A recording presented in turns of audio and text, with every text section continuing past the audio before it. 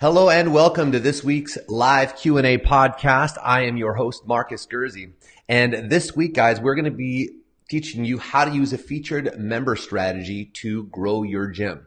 Hopefully, if you are running a gym, you are doing a regular featured member or featured athlete article, whether that's monthly or quarterly, whatever you're doing. Hopefully you're doing this already. If not, you're going to learn something today. And if you are, maybe we can show you how to beef these up a little bit, make them a little bit more impactful, as well as show you how to actually integrate them into your growth strategy. So why should a gym owner care about this? Well, first and foremost, social proof is the most powerful sales and marketing tool in our business model. If you think about it, it's a very social business that we're in as gym owners. So social proof is going to go a really long way in not just making our existing members feel awesome that they're a part of this and that they were highlighted and that they are a part of something where people care about them, but also that we're able to use these highlights of the successes inside of our gyms to showcase them to people like them to garner or further interest and help grow our community. So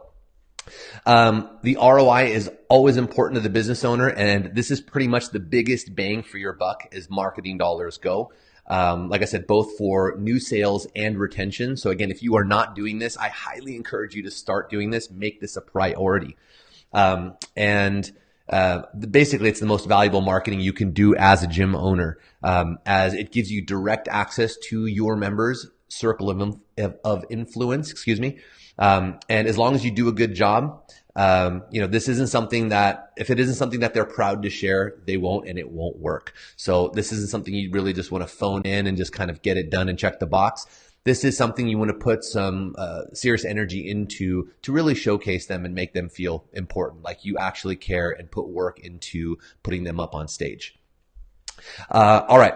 So let's dig right in here. So the first step in setting this up is going to be to choose your format. Okay, so there's a couple different common ones we see out there. One is the Q&A format. This is basically where you send them a Q&A that they complete, and then you kind of take that and format it into a post and use that as your featured member or highlighted member strategy. This is the easiest, but it feels like less effort went into it because it did. The next version, which is my personal favorite, is the journalistic approach. This is where you legitimately actually write an article about them telling their story. This is definitely harder to execute, but it is worth it to make your members feel really special. Okay. So this is kind of the good version. There's the good version. This is the best version.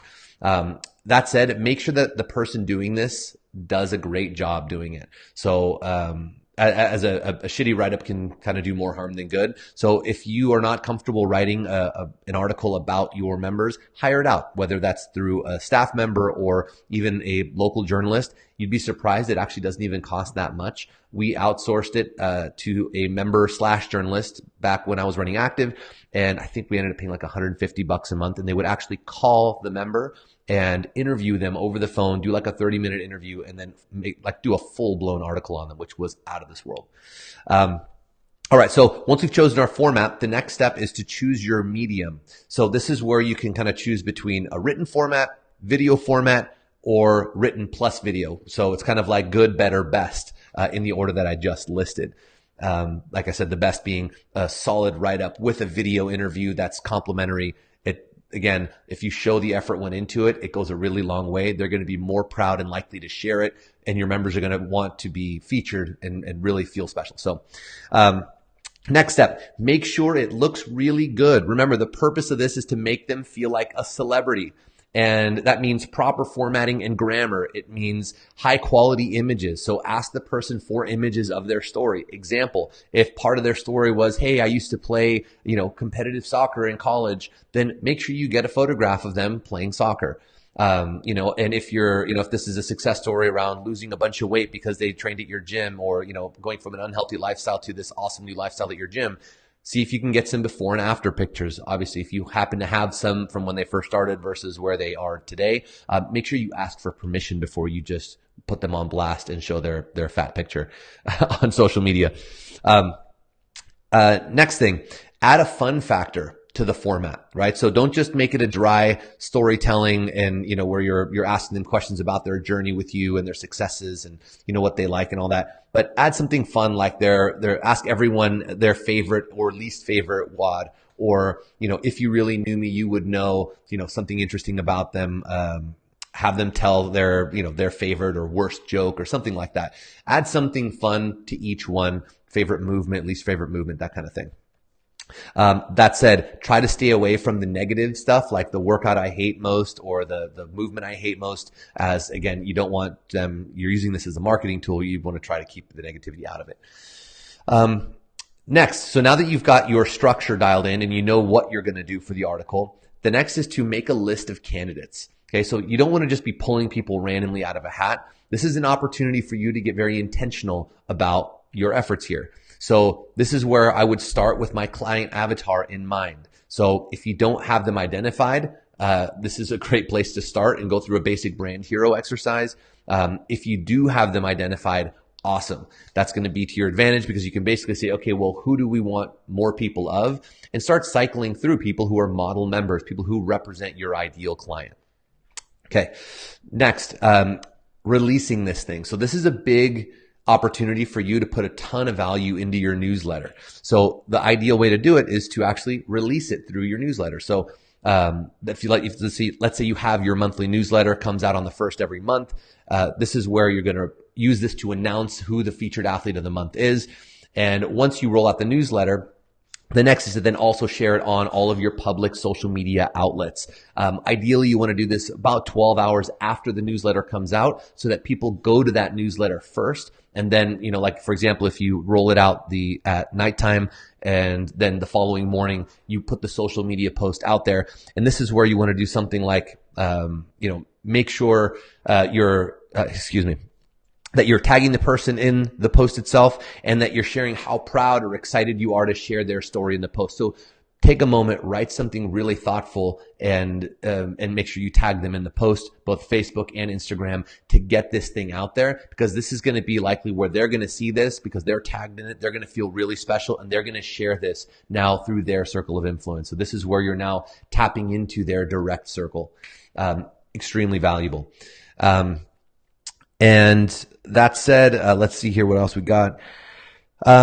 When you're doing this post on your social, make sure that you are sending them likely to a blog category and back to your website. So this post should be living on your website. You're sharing this link and then you're doing that comment, and that you're linking people back, and that wherever you are linking them, so if you're taking them back to a blog roll, for example, make sure that you have a primary call to action for, let's say, a free intro session or whatever you're trying to promote to get people to kind of maybe take advantage of joining the gym.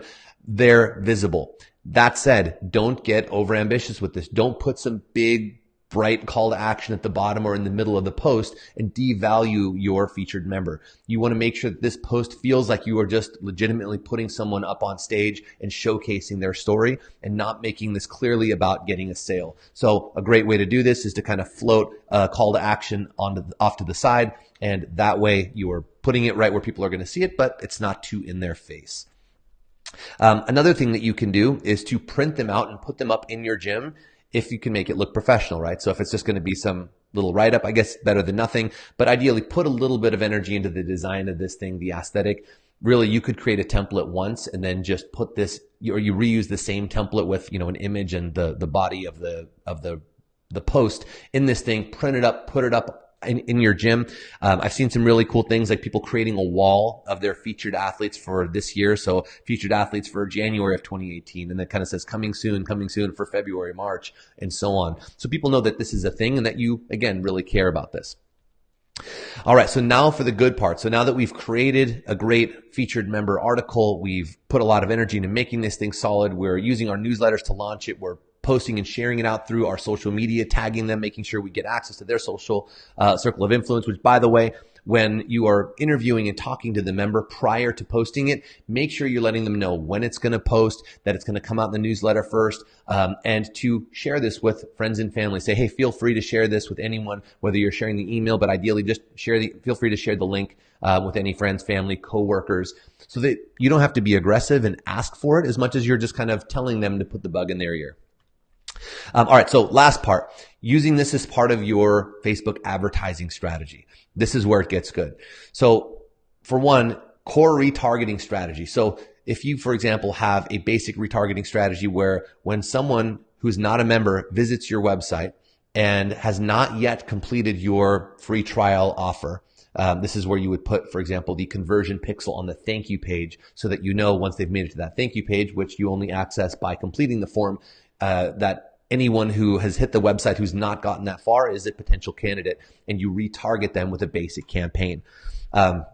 You can learn more about how to build a strategy like this by completing our social media and advertising program that is included with our platform service, where we'll actually build a custom retargeting strategy like this for you, or by watching the Facebook Live I did with our in-house Facebook advertising ninja, William Albritton. I think that was back on October 19th, 2017.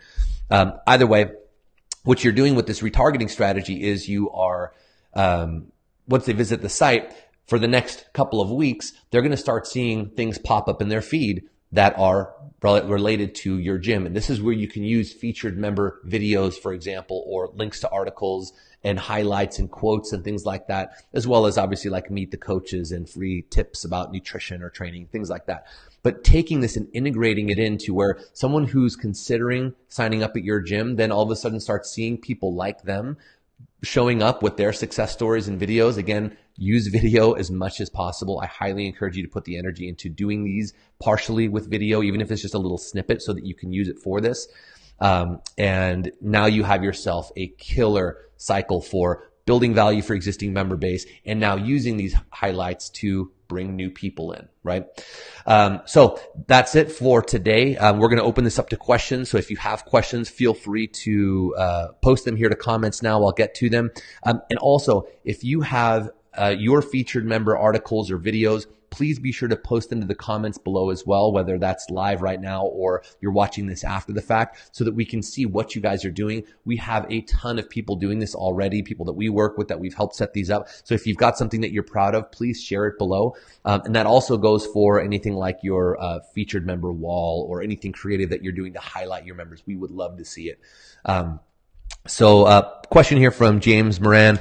These videos are usually more than 60 seconds long. How do you approach putting it on Instagram with their time cap? Great question. So what you want to do here is you want to pull little snippets out, like little vignettes from the longer video format. So if it's a 3-minute video, usually it's in the form of you ask them a question, they answer the question, and depending on how you're editing and all that and the overall styling of this video, you're going to play with it. But it gives you opportunities just by default to pull little snippets out about, what would you tell anybody who is considering trying CrossFit Active Performance? And now you can use that little snippet that follows that question as part of this thing, or whatever it is. Or, hey, before I started here, I was really afraid of, working out. I had pre-existing injuries. I would go to gyms. It didn't work. And then I signed up here, had the greatest experience with my coach. And next thing you know, 6 months later, I've lost all the weight. Those little snippets right there are gold. So just pull them out. You can kind of crop them out using whatever basic video editing software you're using. Hopefully that answers your question, James. All right. So if you got any more questions, post them in now. I know there's a little bit of a delay here when we do this thing live.